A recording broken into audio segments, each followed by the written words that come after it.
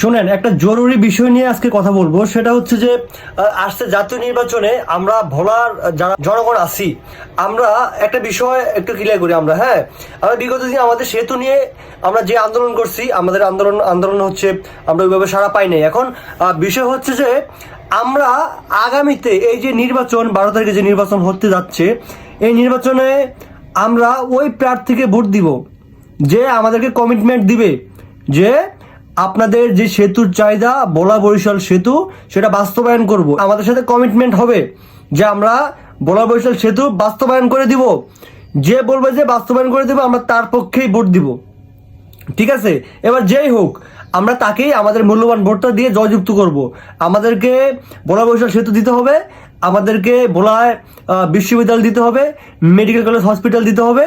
এই দাবিগুলো আমরা আমাদের যারা পূরণ করবে আমরা তাকেই ভোট দিয়ে জয়যুক্ত করব।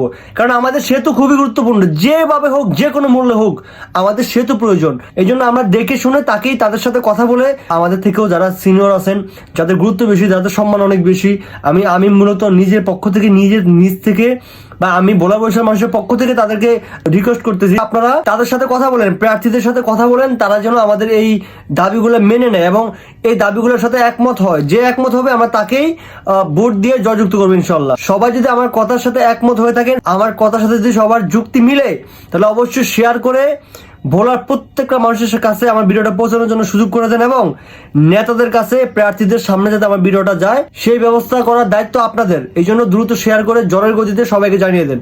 ধন্যবাদ।